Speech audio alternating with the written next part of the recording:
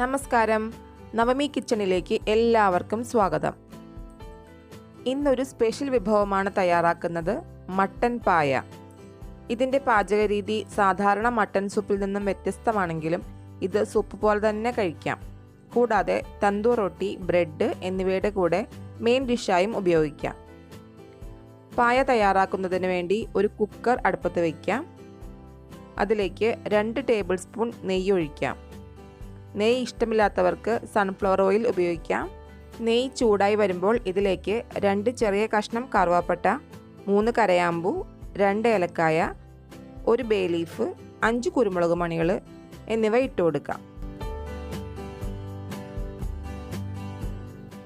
അത് പൊട്ടി വരുമ്പോൾ അതിലേക്ക് 1/2 കപ്പ് ചെറിയുള്ളി അരിഞ്ഞത്, 1 ടീസ്പൂൺ ഇഞ്ചി അരിഞ്ഞത്, 2 ടീസ്പൂൺ വെളുത്തുള്ളി അരിഞ്ഞത് ചേർത്ത് നന്നായി വഴറ്റാം.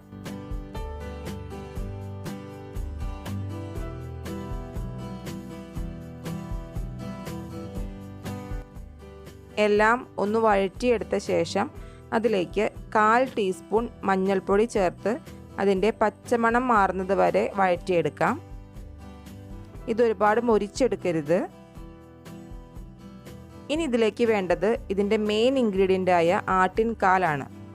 ഇതൊരു ആടിൻ്റെ കൈയും കാലുമാണ്. ഇതൊരു ചെറിയ ആടിൻ്റെയാണ്. ഏകദേശം 250 ഗ്രാം ഉണ്ട്. നിങ്ങളെടുക്കുന്ന ആട്ടിൻകാൽ ഇതിൽ നിന്നും 100 ഗ്രാം കൂടിയാലോ കുറഞ്ഞാലോ ഈ സെയിം ഇൻഗ്രീഡിയൻസ് തന്നെ എടുത്താൽ മതിയാകും.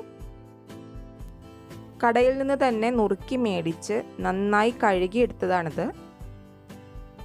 ഇനി ഈ ആട്ടിൻകാൽ മസാലയിലിട്ട് ചെറു തീയിൽ 5 മിനിറ്റ് വഴറ്റിയെടുക്കാം.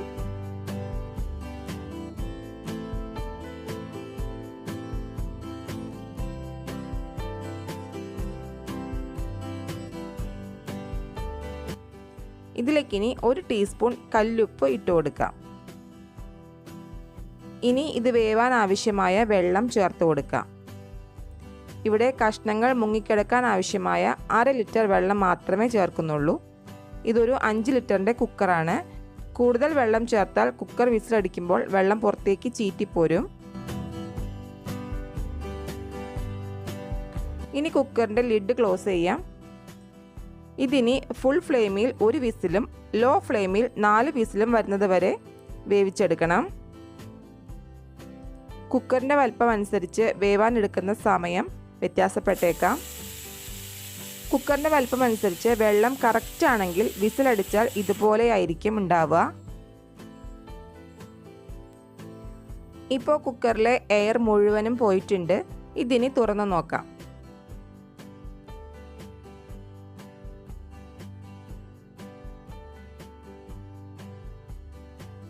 ഇതിൽ നിന്നും ഒരു കഷ്ണം എടുത്ത് വേവ് നോക്കാം.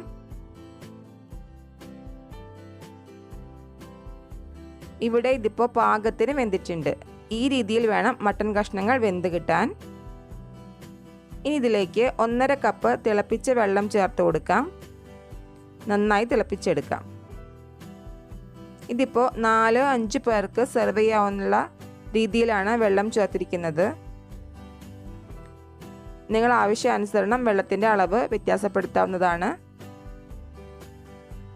ഇതിലേക്ക് 1.5 ടേബിൾ സ്പൂൺ കോൺഫ്ലവർ അല്പം വെള്ളത്തിൽ കലക്കി ഒഴിച്ചു കൊടുക്കാം. ചെറിയ തീയിലിട്ട് നന്നായി തിളപ്പിച്ചെടുക്കണം.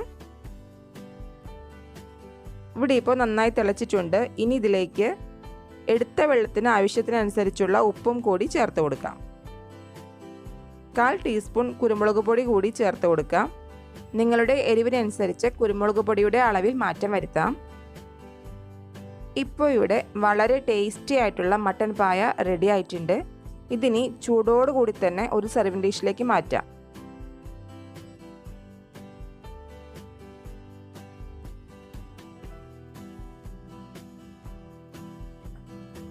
ഇതിലേക്ക് അല്പം മല്ലിയില ചേർക്കുന്നുണ്ട്.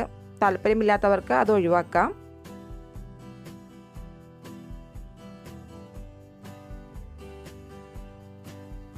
അപ്പോൾ നിങ്ങൾക്ക് ഈ വീഡിയോ ഇഷ്ടമായിട്ടുണ്ടെങ്കിൽ ലൈക്ക് ചെയ്യാൻ മറക്കരുത്.